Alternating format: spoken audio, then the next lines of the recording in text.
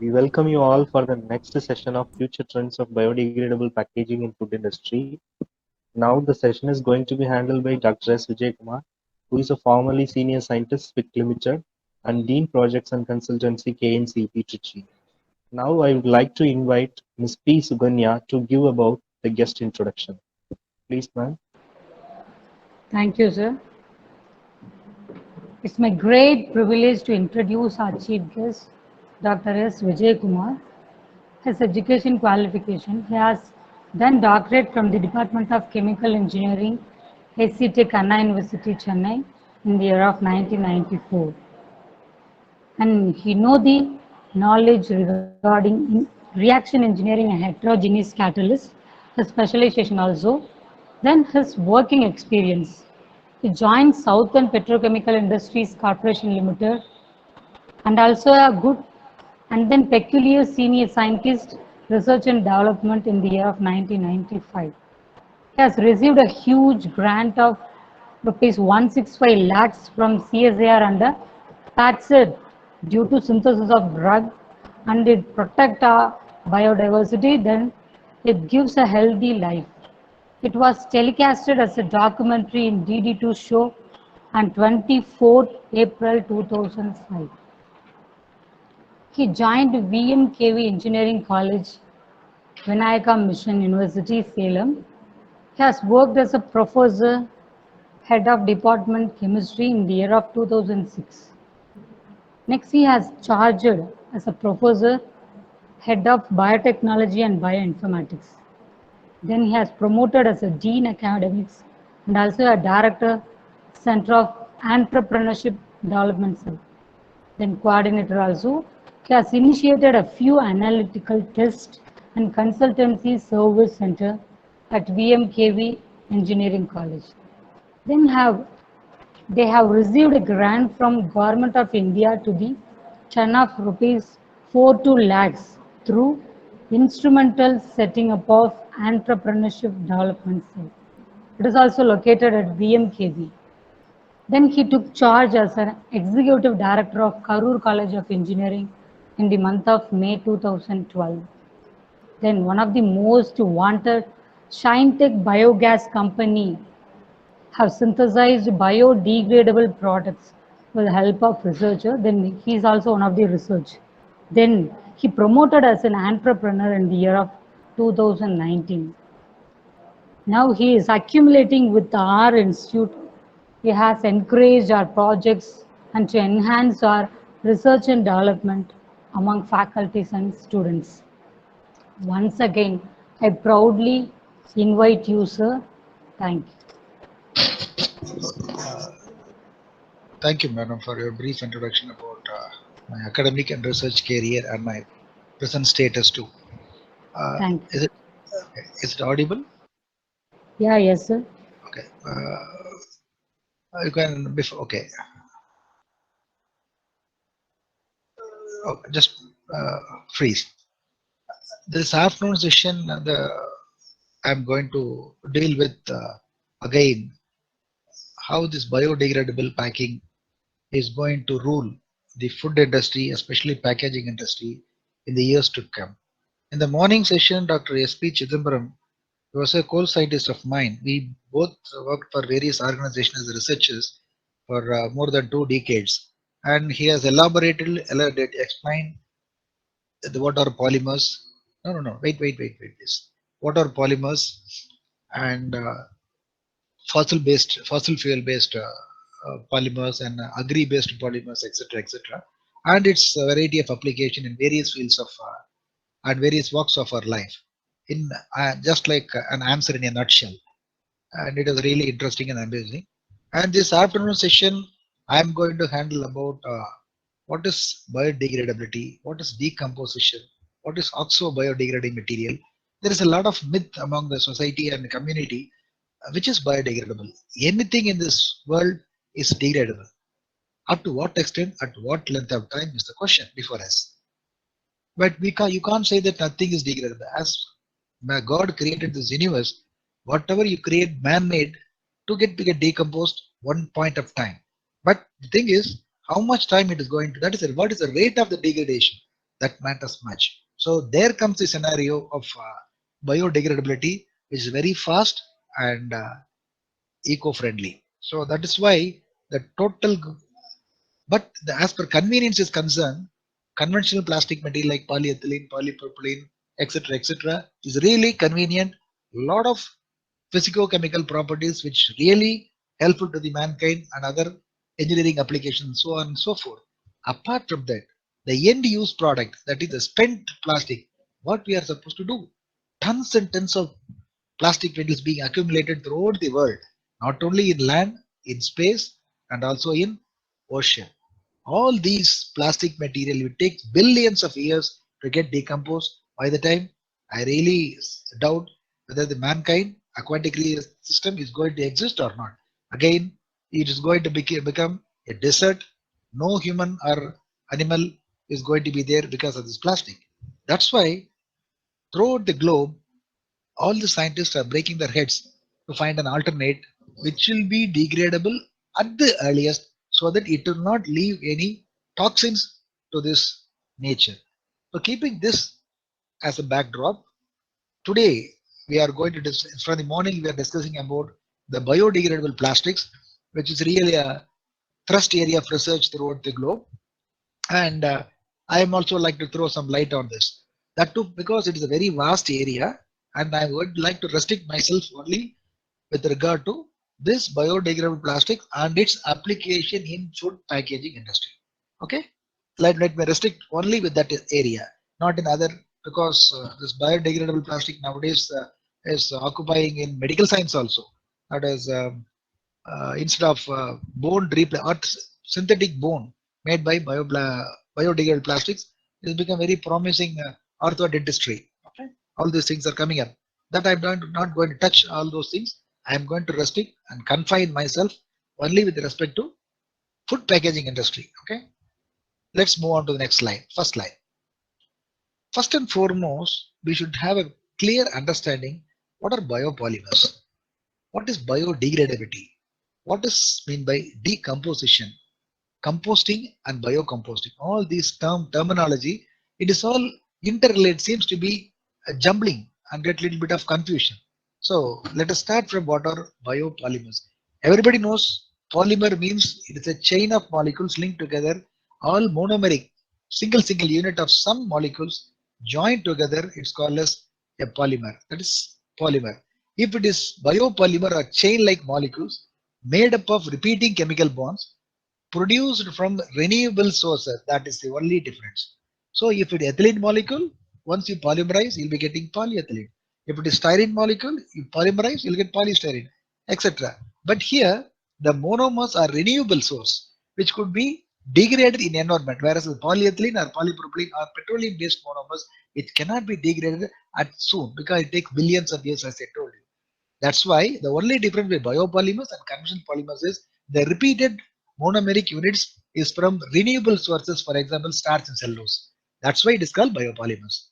Hope you can understand, right? Then these are biodegradable, eco-friendly, and are obtained from natural sources. So the monomeric units link together, forming a polymeric chain.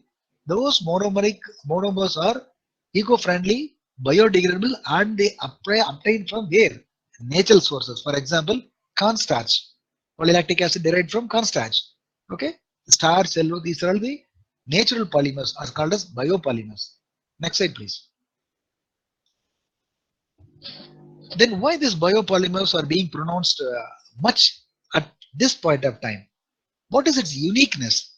The uniqueness is non-toxicity, because it will not produce any toxins. So it is a non-toxicity, biodegradability properties of boosting their application in electric. Because of these two inherent qualities are unique qualities, non-toxicity and biodegradability properties of these biopolymers are these unique properties, making these biopolymers in various field of applications in electronics, medical device, energy, and coming to the point, food packaging, etc.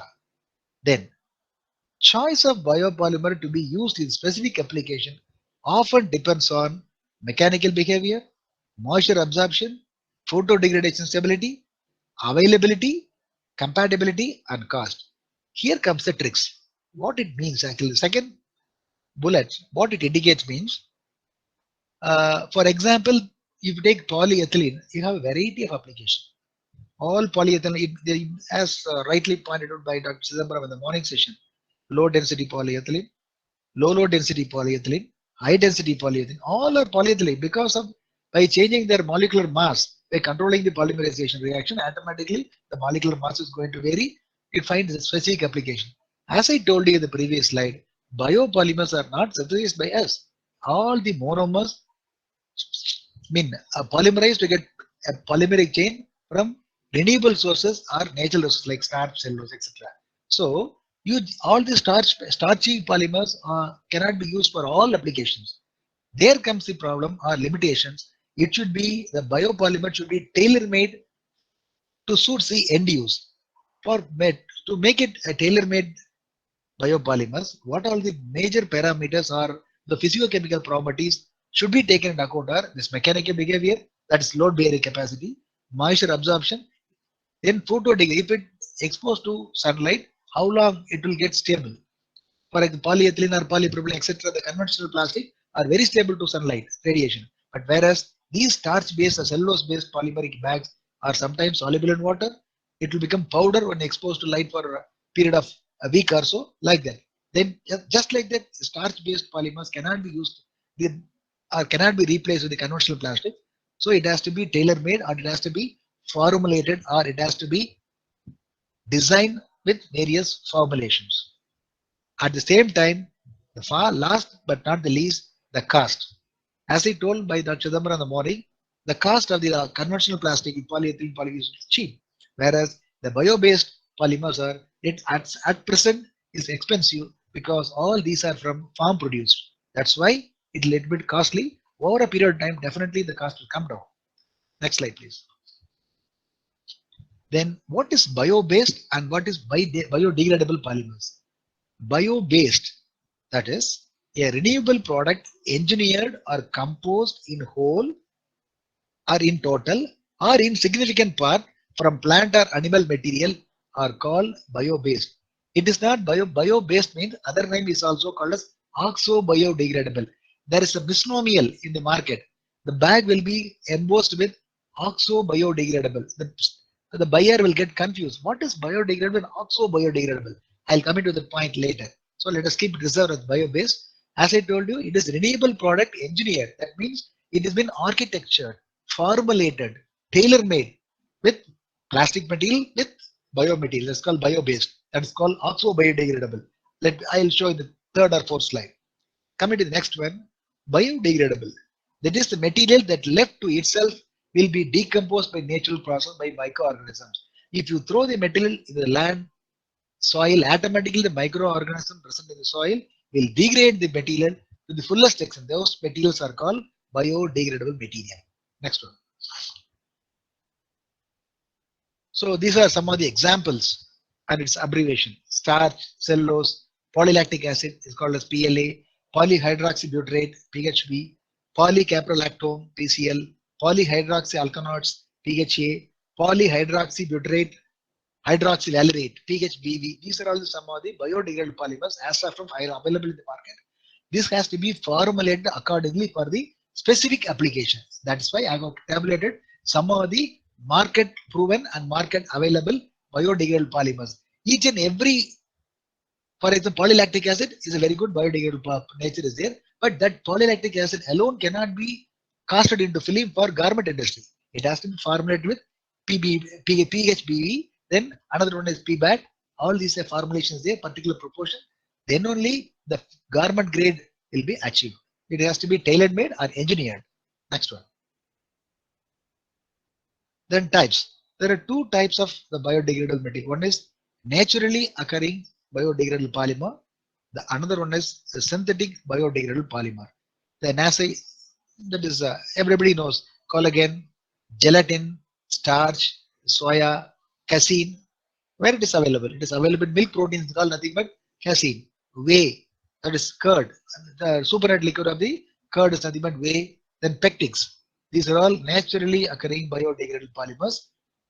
Then synthetic biodegradable polymers are polyglycolic acid, polyphosphoesters, polyester amides, polyadipic acids, polyphosphogenes, then polydioxane and polysubsic acid. These are some of the synthetic biodegradable polymers synthesized in plant. Okay, plant means in laboratories or commercial plant, not plant. Don't get confused. Okay, next one. Now, let us, this is high time to understand that or to differentiate between what is biodegradable and compostable.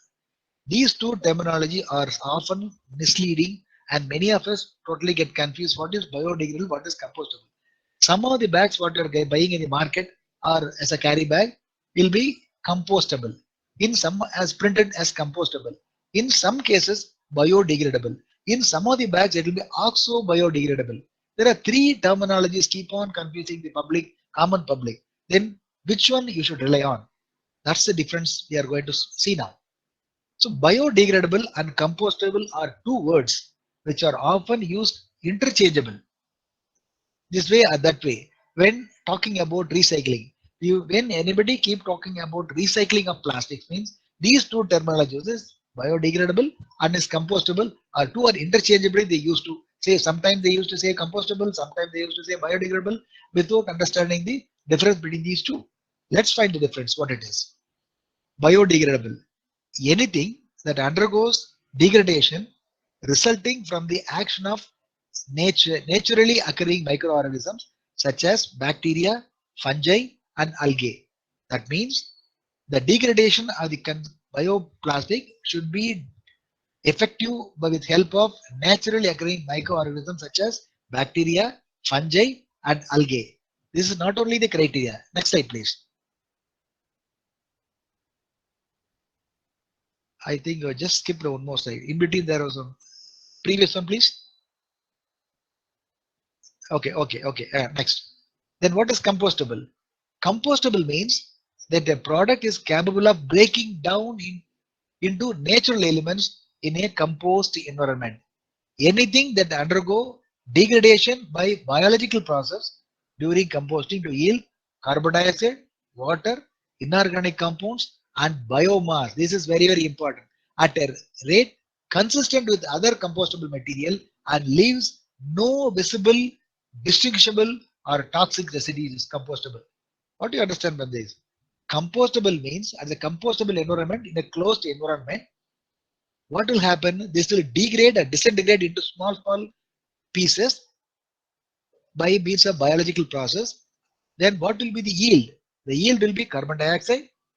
For example, carbon dioxide, cow dung. You are getting that is biogas. This kind of another way of composting. Carbon dioxide, water, inorganic compounds, and biomass. It is kind of heavy nutrients will be there at a rate consistent with the composting material and leaves no visible, distinguishable or toxic, no toxic residues, no visible or separable materials will left out. Completely get decomposed, called compostable. Next slide, please. Then what's the difference? All compostable material is biodegradable, but not all biodegradable materials is compostable.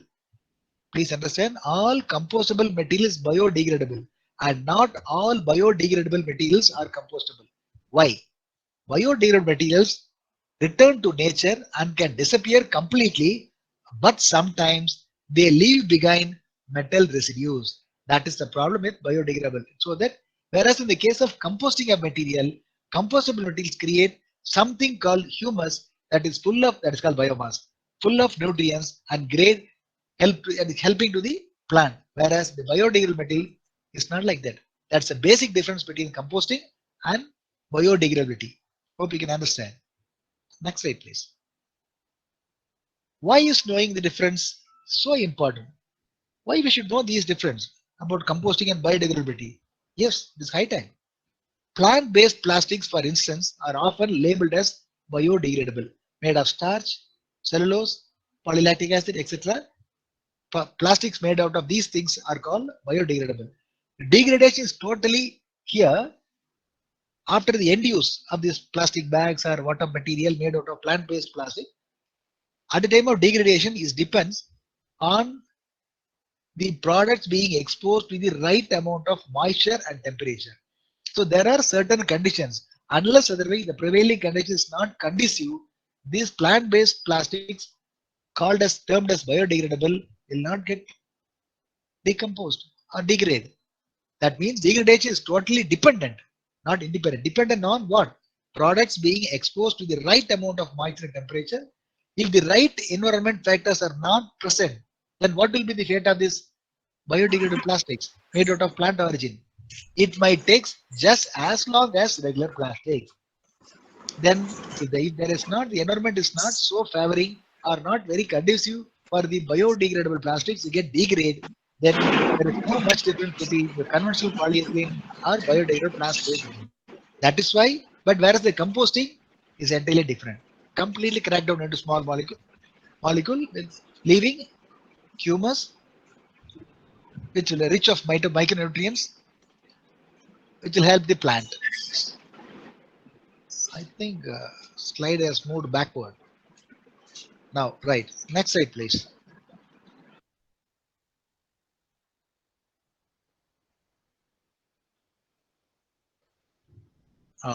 Apart from another important point is compostable products will break down easily despite external environment factors, whereas even plant origin based biodegradable plastics is moisture and temperature is very essential.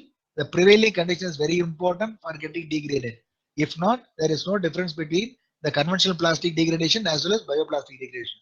But whereas composting, the product, if it's compostable product means it will break down easily irrespective of the external environment factor. That's the difference between compostable and biodegradable material. Apart from that, the end product having many beneficial uses, which includes fertilizer and improving soil health. As I told you, the biomass or the humus produced by after composting will having rich of micronutrients. So micronutrients are very good manure for the soil. It will enrich the soil health. But this is not going. This is not the scenario in the case of biodegradable material, biodegradation compared to composting. Most importantly, compostable item don't leave toxic residues behind because it is already organic. Whereas in the case of biodegradable material, it is little bit of inorganic material, some toxins will be there, leftover will be there.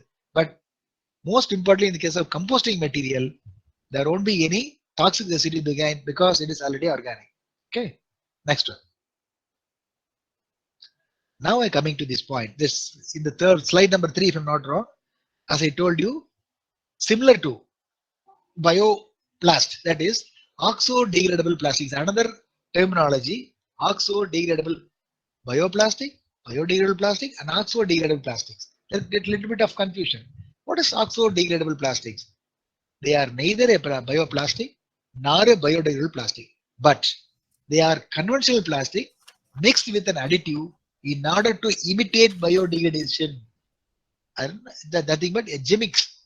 It is neither a bioplast nor biodegradable plastic, but it is a conventional plastic, for example, polyethylene, polypropylene, but that is mixed with small amount of biodegradable material and film will be casted. And that is nothing but is imitating.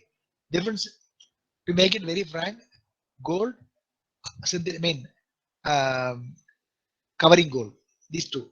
It's imitation. Imitation means it is not actually gold. It imitates the shining, the glassiness of the gold with color and the glassiness. But actually, that is not a gold. Similarly, oxo-degradable plastic are not biodegradable plastic.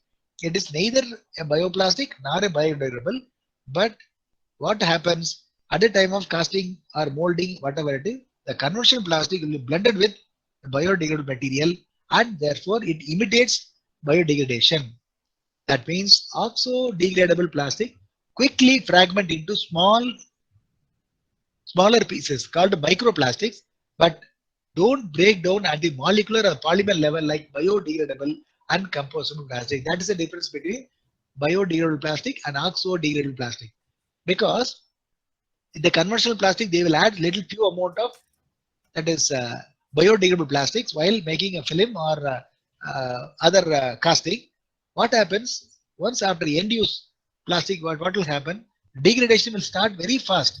Oh, everybody will keep thinking, oh, this plastic is oxo-degradable plastic are degrading very fast. No, the degradable additive added to the conventional plastic will get degraded at a faster rate, leaving behind the conventional plastic that will take its own course of years together for degradation. That's the only difference. Whereas in the case of complete biodegradable plastic, it will completely disintegrate into fine particles with a period of 180 to 200 days. What will happen to the oxo-degradable plastic? The resulting microplastic, that is after degradation of the degradable material added to the conventional plastic, that will get degraded. The leftover microplastic in the environment indefinitely until they eventually fully break. It takes millions of years to break down. That's the reason. Okay, this is the difference between biodegradable plastic, and oxo-degradable plastic. Next one. There are, as I told you, some sort of additives will be added to the conventional plastic to imitate it as a biodegradable. What it is? What it is? For example, there is called additive technology. What in plastic technology? What we call it as additive technologies or fillers, master batch, like that we call it in the conventional language, industrial language. Additive where bioadditives such as starch are added to traditional plastic such as polypropylene, polyethylene, polystyrene, etc., and falsely marketed as compostable and biodegradable. Hope you can understand how the traders are imitating or making conventional plastic imitating the bioplastic by adding additives such as starch to the conventional plastic of polypropylene, polyethylene, polystyrene, and marketing with the logo stating that it is also a compostable. This is also biodegradable, but that is not biodegradable. If you drop it in soil, it will degrade at a fast rate till all the starch material get degraded. Once all the added starch gets decomposed or degraded, the leftover polypropylene, polyethylene will remains in the soil for years together. That's the difference between complete bioplastic or biodegradable plastic and oxo-degradable plastic. That's the difference. After the bioadditives have broken, that's what I told. After the bioadditives, such as, for example, starch, have broken down, traditional plastic remains. Even if the small pieces are microscopic, the plastic still exists and can easily enter into the environment, causing very great problem to the mankind as well as the human chain. Okay. The next one. So this is a brief classification of bio-based polymers. One is extraction from biomass, synthesized from microma. Zoom it, please.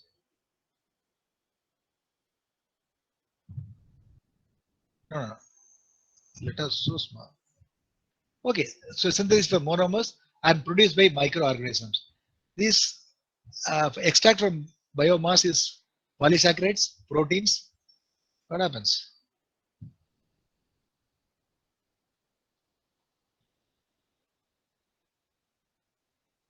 Go to slideshow. I think slideshow போங்க அப்பதான் full வரும். From this slide, click from this slide. Yeah, make it zoom. இத press பண்ணுங்க. Okay, leave it now. Leave it. Fine. So extracted from biomass, it is polysaccharides and proteins. From polysaccharides, we are getting starch, cellulose, etc. And proteins like wheat, gluten, soya protein, collagen, and gelatin. Synthesized one are polylactic acid, polycaprolactam, polylactide, as listed in the previous slide. Then produced microorganisms produced by polyhydroxybutyrate and polyhydroxylactanoids. These are all the bio-based polymers at present available in the market for formulation and manufacturing of various bio-based products, including carry bags. Okay. Next one. I think the title is busy. Questions. Okay. Now coming to your point. What is food packaging? Why the food has to be packaged? Let So immediately after say, if I say the word food packaging means, you may automatically up to your level you will imagine that you are going for a hotel and asking the hotel manager to pack some food stuff to carry home. That will reflect your mind. That is not the full packaging. That is also one of the part of the part and parcel. That is food parceling. Okay, the food is being parceled from one end to another end for carrying the food from the manufacturer end to the user end. That's parceling. This food packaging is entirely different meaning compared to food parceling. So after just seeing the word packaging, mind automatically what will flash in your mind is just packing idli, dosa, chapati, parota like that. That's parceling. It's not packing. That is also packing. But this packaging what mainly focus on to preserve the essential perishable foods, perishable commodities. It may be ghee, butter, milk, then ready to eat item from just like what you are having from MTR brand, ready to eat item, ready to cook item, then oil, etc. etc. So many and all these essential perishable. That means quickly contaminated or quickly perished with can in contact with atmosphere or perishable item. How to preserve it, how to keep it, how to enhance its shelf life with the help of packaging. That is really a challenging job. The food packaging is the packaging of food product to protect from contamination, damage, besides conserving taste and quality during the shelf life of a food product. Therefore, food packaging is different from food parceling. Food parceling is one of the is only very meager contribution, but food packaging is how to preserve the food. It may be ready to cook or ready to eat, whatever it is, for a period till its shelf life is there without being contaminated from the environment and also not compromising its taste and quality. That is a challenge. What type of material to be used? The food packaged material should be made of high quality and it should be free from any chemical contamination. We are carrying lunch to the office. That means morning our mom used to prepare lunch. It may be a variety rice or whatever it is. That all depends. And it will be packed in a stainless steel container without any rust. Then nowadays we are having Tupperware in the market. What they are, the manufacturer, what they claim was, it is a Tupperware with a very much less plasticizes. So even if you add the food items under hot condition, the phthalates or the plasticizers added at the time of molding the container won't penetrate into the food. It is totally safe. That is what they used to claim on marketing in the market. I am sorry, that is also having some sort of ill effect over a period of time. Okay, next one. Packaging of foodstuffs comes in many different forms based on technical requirements throughout the supply chain as well as marketing needs like brand identity or consumer information and other criteria. What it means? Packaging of foodstuff comes in many different forms. For example, you might have uh, used MTR products ready to eat. You might have seen the product. It may be aloo, some gravy, and I have seen some gravy, some pongal, these and all in the departmental stores. It should be completely vacuum sacked. No air was inside. Nitrogen blanketed. And what type of material? Because the food which you are going to consume, you will be directly in contact with the surface of the packaging material. If the surface of the packaging material is not friendly to the food, automatically what will happen? That itself will contaminate your food, what is there inside. But there is a label indicating shelf life of the best before use within 3 months from the date of manufacturing or 6 months from the date of manufacturing. But nobody knows what is happening. It has been packed in Bangalore, distributed throughout India, including our place, and you are buying it, getting it, taking it from the department store. You just what you used to normally what we used to see is when it was manufactured. Oh, how more date of manufacture is so and so. Shelf life 3 months from the date of manufacturing. You simply used to calculate. Okay, till life is there and you will buy. So this is first buying criteria.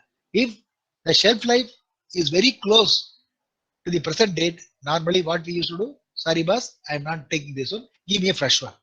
That's it. Then how are we, whether we are so sure that till over a period of 5 months or 4 months kept in the shelf, the material that is ready to eat, what you have to do is only you have to drop the plastic container or the packet in a micro oven or in a hot water, then it will become warm, then open, tear off the paper and take the food and eat it directly. No need of preparation, no preparation is required. If that is the case, all the ingredients are already pre-cooked and preserved in the packing material. Then how come we are sure that the packing material is not going to affect the food quality, taste, etc., etc.? That is why a lot amount of research has been done. The material, choice of material to pack the food ready to eat, which is directly in contact with the metal, is very, very important. And so many other criteria are there. Okay.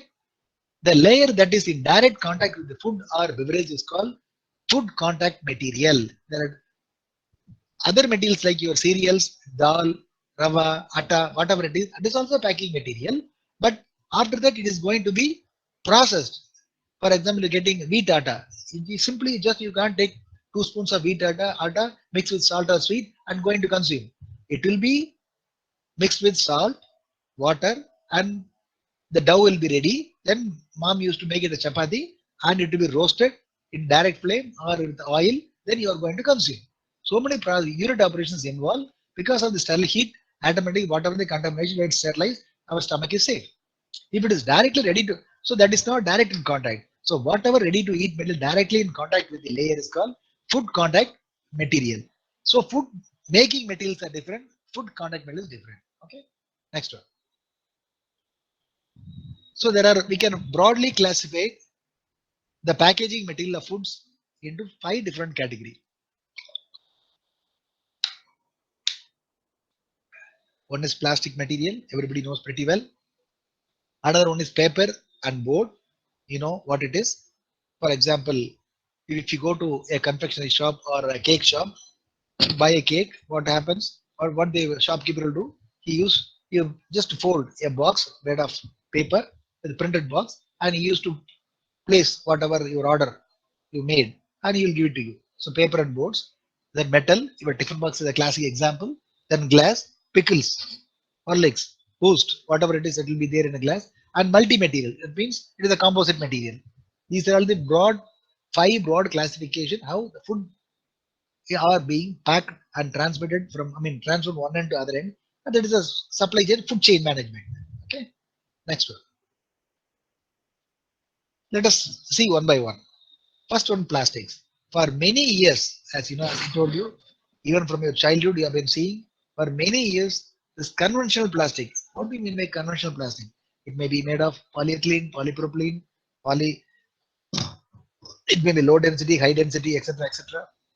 PET, polyethylene terephthalate, PET bottles we are using for mineral water in sold in containers called PET bottles, etc., and etc., are manufactured and used for packaging application different sectors. It may be a cool drink sector, or it may be a pickle sector, or ready to eat sector, ready to cook, whatever it is.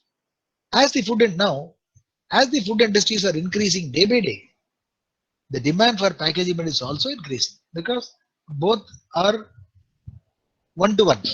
If this increase, automatically the other one is also increasing because everybody cannot go and sit inside a small restaurant or cafeteria to have their food. 30 to 40% they used to go to restaurant. If not, major portion of the people, what they used to do is they used to buy food stuff from a good quality food from hotel of their choice, and it will be packed or parceled, whatever it is, carried to home for this. Nowadays, food delivery system, Zomato, Swiggy, what they are doing? They need. Nowadays, people are become so lazy. Even for making hot water, ordering in Swiggy or Zomato. That is the scenario as of now. Just for joke, I'm saying. Even now, சுடுதண்ணி கூட Swiggy தான் phone பண்ற மாதிரி இருக்கு. So that means the food industry is increasing day by day, hour by hour, minute by minute, second by second. Automatically, the packaging is also required. Packaging industry is also demand is increasing proportionately. Next one. The conventional petroleum-based plastic are non-degradable, as we discussed in the previous slides, which has created severe ecological problems to the environment like threat to aquatic life. That means aquatic life means fish, yeah, frogs, then other aquatic animals living in water. Okay, aquatic life and degrading air quality too. In some places, what they used to do, all the plastic, unwanted single-use plastic will be burnt by municipal scavengers, be emanating excess toxic gases into the atmosphere. That's why the quality of air drastically get polluted if you keep on burning this type of single-use conventional petroleum-based plastics. These biodegradable polymers or biopolymers are now emerged as an alternative approach for many industrial applications, including food packaging, to control the risk caused by non-biodegradable plastic. So this the may globally the scientific community keep on trying to find a suitable alternate material which will be biodegradable material to replace the conventional petroleum based plastic, especially in food industry. That's the result of those research. They derived these biodegradable polymers or biopolymers and they indicated the world this is going to be ruled by very soon, little bit costly at present time, and due over a period of time or course of time, definitely this biodegradable plastic is going to dominate this food and packaging industry to the much extent. Next one. So the biodegradable polymers and food packaging. So the biopolymers example starch, polylactic acid, polybutylene succinate, polyhydroxybutyrate. This is some of the example and where it is used is given there. For example, starch used as TPS, that is the which has sensitivity to humidity. In food packaging, starch is mixed with other polymers like polyvinyl chloride to improve the efficiency of the film because the starch is highly vulnerable to pick up moisture. If you keep on, if the film or packaging material completely made out of polymerized, total polymerized starch, what will happen? It picks up the moisture. That moisture automatically will lead to the fungal growth. That fungal growth will affect the food which is being packed in the starch based pure starch based packing material. It will make the food spoil. That's why that will be blended with other polymeric material to make it more less affinity to humidity. Then polylactic acid is highly transparency, increases potential in the bottling industry because it is highly transparent. I am using tons and tons of polylactic acid per every month. So this very highly the two alpha, I mean, and what you call L form and D form PLA is there. Two different forms are there, and high transparency, which increases because of this high transparency of polylactic acid, is being used in bottling industry. Not only here, but also in garment industry for packing the made-ups, ready-made shirts, trousers, jeans, etc. Then, and for information, this polylactic acid is also nowadays finding application in biomedical engineering and that too in orthopedics. Synthetic bones, synthetic knees are made out of polylactic acid. Then polybutylene succinate, it has greater compatibility with fibers. So for foods application films made using a blend with different fibers like jute, cellulose, etc.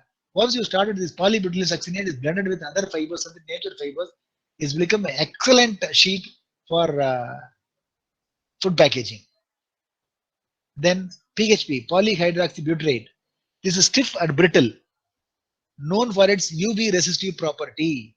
So it is highly resistive to ultraviolet radiation and because of its mechanical and physical properties same as that of the polypropylene. So it is having good mechanical strength and very good resistance to ultraviolet radiation. Therefore, it is finding variety of application, light sensitive material. If it is get exposed, if it is not resistive ultraviolet, automatically the food what is packed inside the container will get affected if it is going to be light sensitive. So this is light resistive, that is ultraviolet resistive. So it is finding plenty of applications in the food packaging industry. Next one.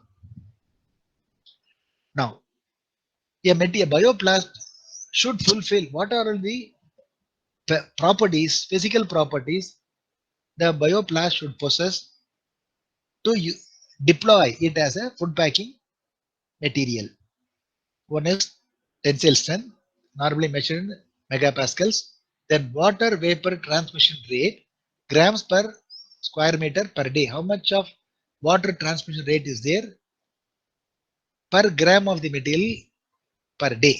Then oxygen transmission rate in percentage, elongation at break, that is tensile strength, then melting point. These 5 parameters are very, very vital parameters to be measured for a bioplast before deploying for a particular or specific application. Next one. Let's see one by one. Tensile strength. What is tensile strength? It's nothing but the maximum amount of stress that a material can withstand before its failure is the tensile strength of the material. Why this tensile strength is very important considering in the case of packaging. For example, you're going to a shop and buying groceries, uh, and the shopkeeper going to drop all your groceries what you purchase in another carry bag. If the carry bag is made out of bioplastic, if it is not able to bear the load what is being dropped inside, automatically bag will tear off. The whatever materials you're going to put inside will drop down, it will break, it is going to be a loss and inconvenience for the customer. That means, therefore, the load bearing capacity of the polymer should be in such a way that it should have bear a load bearing of minimum 5 kg to 10 kg. Accordingly, the material should be formulated. That's why the tensile strength of the material is very, very important. Not only that, if it is being used for a garment industry to pack material, if the product is being inserted inside the cover, if the strength is so weak, the sealing will open, automatically the entire cover is going to be in the trash. So mechanical property, with apart from different other property, the tensile strength is very, very important to put it in application, especially in carry bag sector and packaging sector. Right. The mechanical properties are important for the, as I told you, same thing. The tensile strength then how the what is the how the where the tensile strength depends on? The tensile strength depends upon the type of the polymer, whether it is a PLA, a PHP, a PBAT, etc., and processing condition. Then additives, that is a formulation, and chemical modification and blends. Blending, additives, chemical modification, how it is being processed. All these parameters plays a major role in determining the tensile strength of a particular biodegradable plastic material. Next one. Another, water vapor transmission rate. What it means actually, the amount of water vapor that passes per unit per area and at the time of packaging material is called water vapor transmission rate. Okay, if that means the porosity.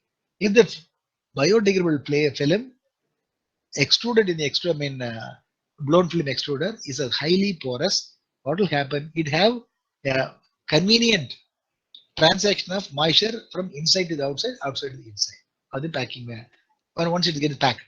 That is called water vapor transmission rate. So what is the plus and what is the minus for this? WVTR rate means food products are susceptible to moisture. As the moisture increases, shelf life of the product decreases.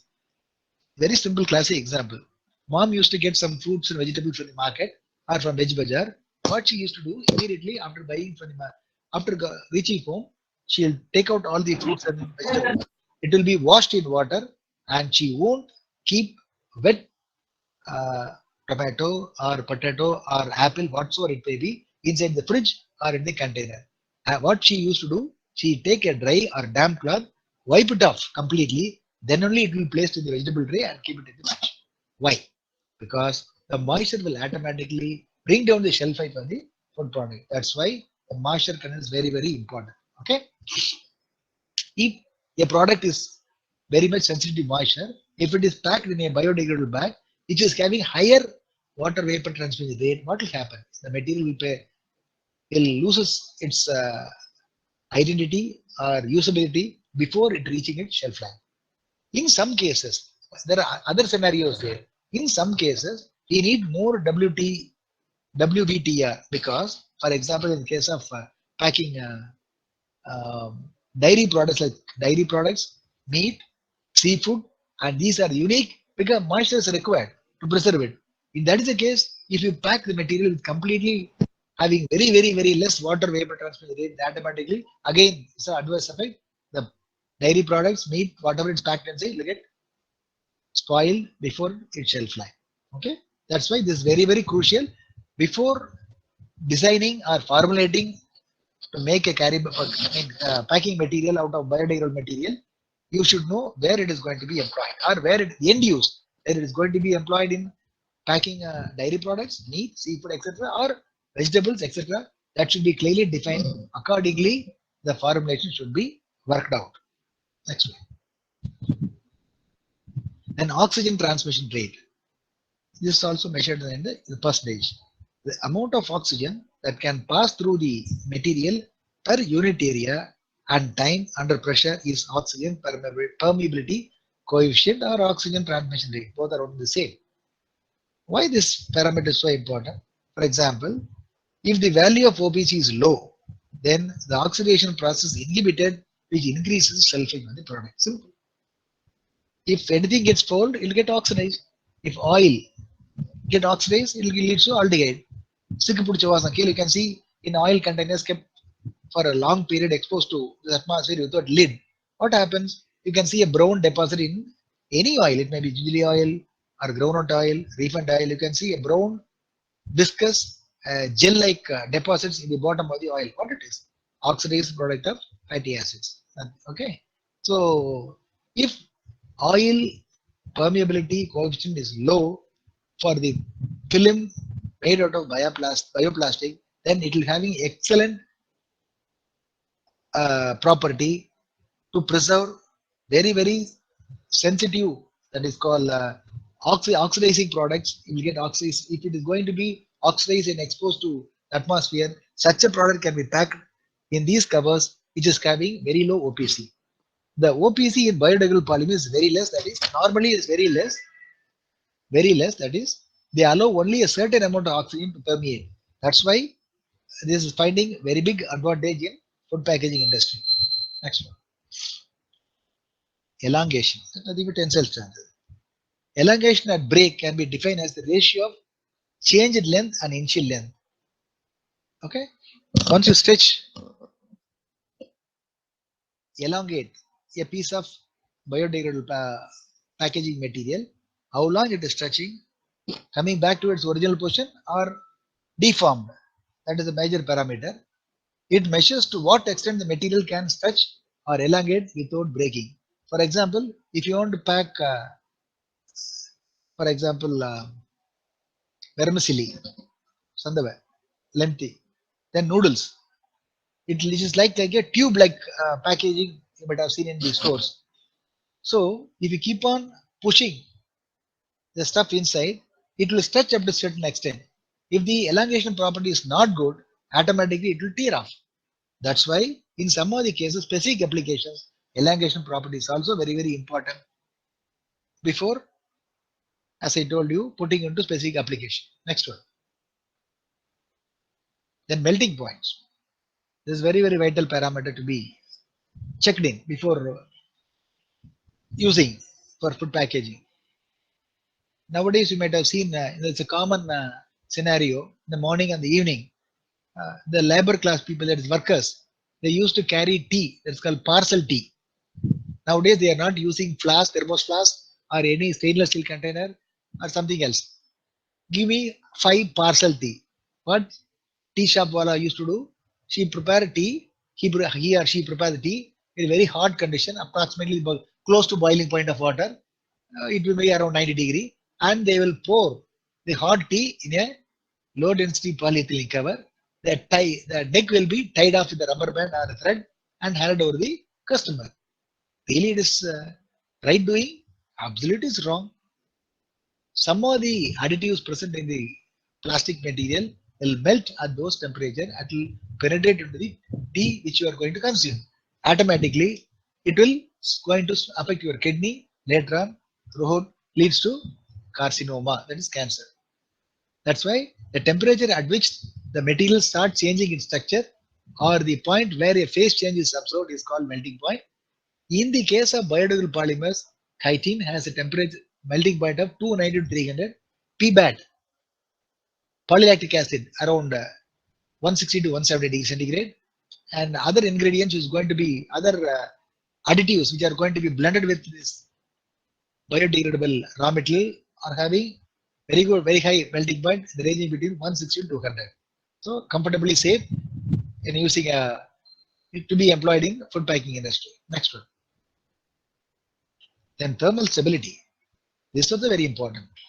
The thermal stability of a polymer is defined as the ability of the polymeric material to resist the action of heat and to maintain its property. Whatever the temperature it is going to hold, at that temperature, it should not, the container made out of thermoplastic, made out of bioplastic, should not lose its identity or properties like strength, toughness, elasticity, etc., at the given temperature. So this is also very, very important parameter to be studied before putting or deploying the particular bioplast into food packaging application. Next one. Okay, now coming to the application point. Modified atmosphere packaging. These are types of packaging, food packaging. Modified atmosphere packaging. What do you mean by modified atmosphere packaging? I think that the packaging of a perishable product in an atmosphere which has been modified so that its composition is other than that of air. What it means?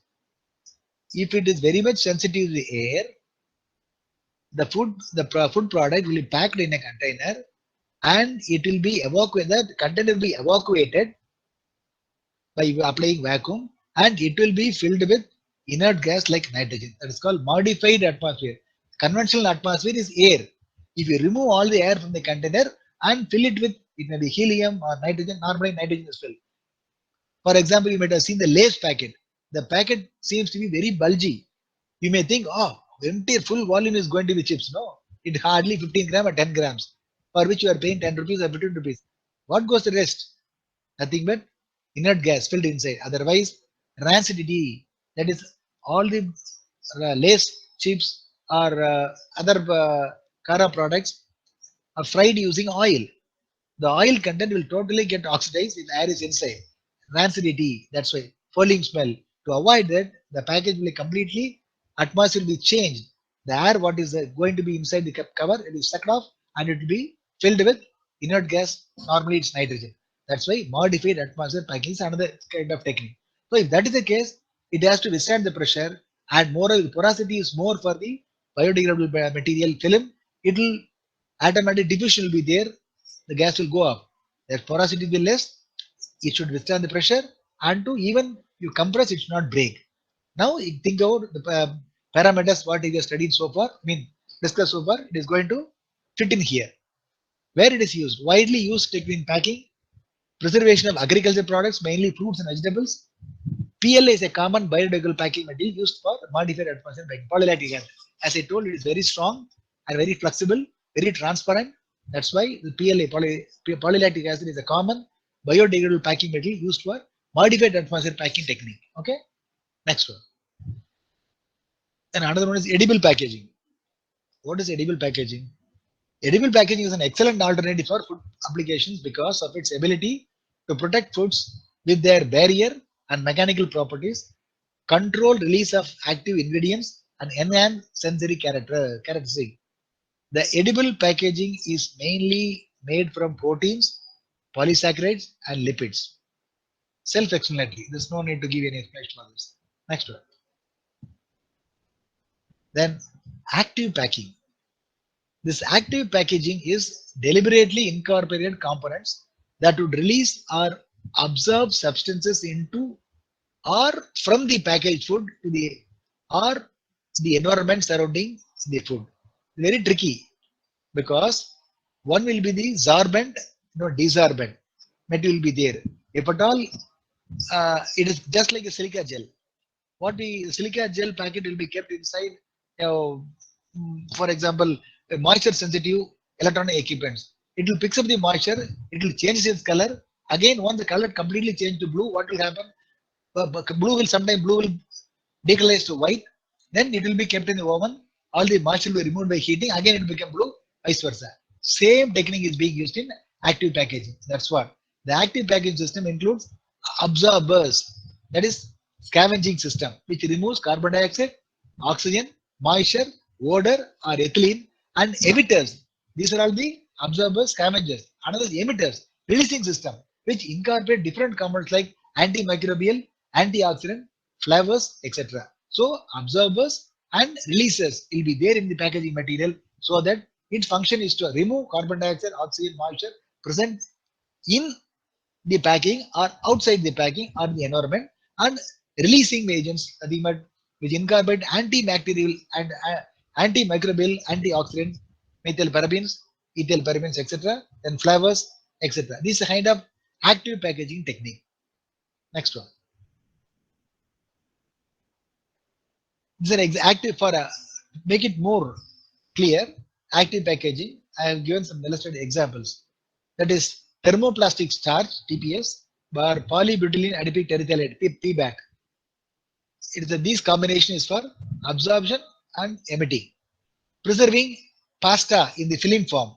Pasta, you might have consumed this pasta. It's a instant food, just like your noodles. To preserve this pasta, these TPS and PBAT incorporated in the film. So active packaging film was produced by blown extrusion using TPS and PBAT. Potassium sorbate was used as an antimicrobial agent. In this case, potassium sorbate, that is potassium hydroxide reacting with sorbic acid will form potassium sorbate, which is excellent antimicrobial agent. The film controls the growth of microorganisms and increases the shelf life of the pasta. This is an example for active packaging. Hope you can understand. The next one. To conclude, so the past 1 hour we have been discussing various definitions, then about bioplastics and how it is going to find application in food packaging industry, etc. To conclude, biodegradable polymers help in reducing the environmental impacts of plastic products production and processing, no doubt. The use of bio-based polymers is increasing for the packaging of food and other applications at a greater speed. That is also true. Especially in food packaging, the biodegradable packaging can be used for modified atmosphere packaging, active packaging system, and edible packaging for different high quality food production to enhance their shelf life. Next one. Thanks for your patience for watching. Thank you once again. If at all any queries, let us discuss, because it's an emerging field.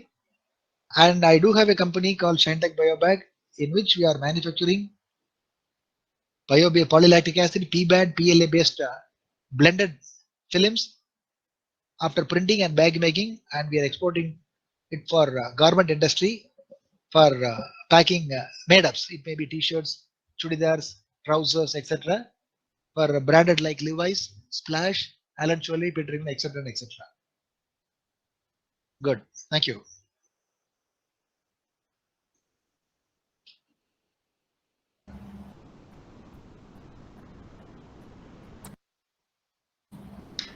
Thank you very much, sir, for an excellent presentation.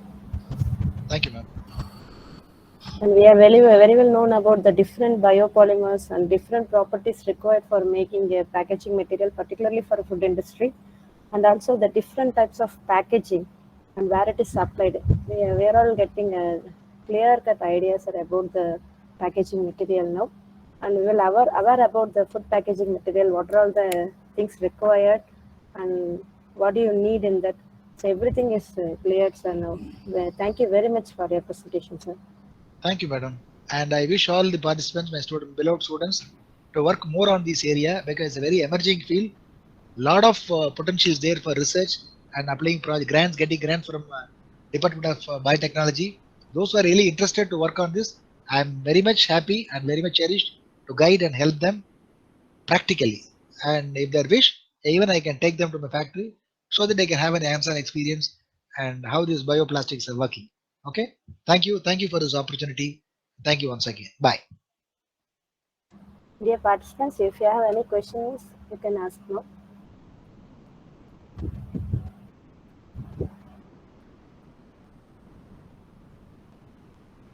Dear participants, if you have any question.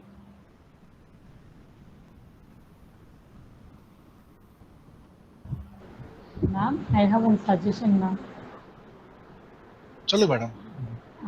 Sir, Hereafter, we'll try to give one or more polls, quizzes, or any video clippings. So it will enhance your topic, sir. You can easily convey your Sure, madam. thought into others, sir. So I'm expecting a lot, sir, but little bit things are missing, sir. That's all. You want me to project some videos or something like that? Everything is Yes, much sir. available Yes, to sir. you, sir. Because I don't want to take much of time and space. That's why I made it take. Because first and foremost, we got to understand the basic concept of what is biodegradability, composting. Also, all this terminology is very confusing. And okay, in due course of time, definitely. Anyway, I am going to be here only. We'll, for the benefit of the department as to the students, I'll post the videos. Actually, I'll shoot them from my plant and will show you on its own. Okay. Okay, thanks for your valuable suggestion, ma'am. Thank you. Thank you. Dr. Vijay Kumar, this is a nice presentation. You put different aspects of the biodecomposition, especially for the oxo biodegradability, what happens to the polymer things and all. You have given a different clear picture about all those things. It's nice. I think the students will get benefited by this, and hopefully a few of them will turn into researchers over a period, which is important for our community. Thank you, Dr. Sidharma. Thank you very much for your this pricing. Thank you. Thank you once again.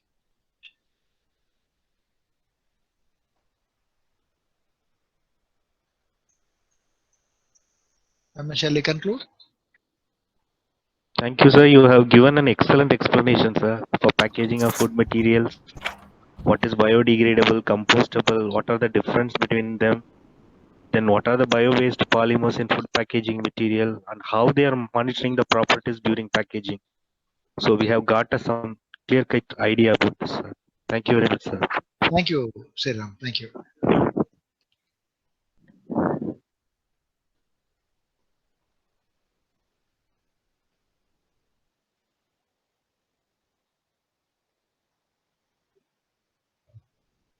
Okay, once again, thank you one and all. And again, we'll meet another occasion with more interesting topic. Thank you. Definitely, sir. Thank you so much, sir. Now I would like to call Mr. G. Kalaimagal, Assistant Professor, Department of Chemistry, Kongunadu College of Engineering and Technology, to propose the vote of thanks. Please, ma'am. Thank you, sir. Good afternoon to one and all gathered here. I feel very happy to propose a vote of thanks in this occasion. It's my pleasure to thank our beloved chairman, sir, Dr. P.S.K.R. Peresami, who built a base for this event. Thank you, sir. And I would like to extend my special thanks to our today's chief guest, Dr. S.P. Chidambaram, sir, formerly Senior Scientist, Honeywell Technologies India, and currently Director, Research Innovation, INC, IIT Madras, and also our most friendly Dr. S. Vijay Kumar, sir, Dean, Project and Consultancy, for accepting our special request and spending over their precious time and for sharing their excellent presentation and ideas about the recent trends in biodegradable plastic and food industry. Thank you very much, sir.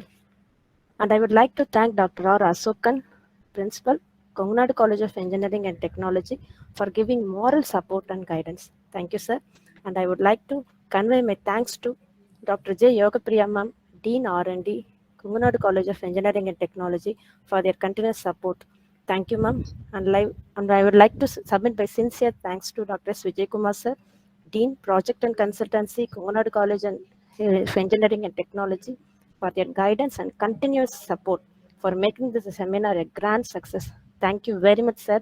And it's my pleasure to convey my thanks to Department of Biotechnology, Ministry of Science and Technology, Government of India, for sponsoring the seminar. And I would like to thank Dr. K. Balasubramanian, HOD, and Mr. N. Kannan, Coordinator, Department of Science and Humanities, Kongunadu College of Engineering and Technology, for their support.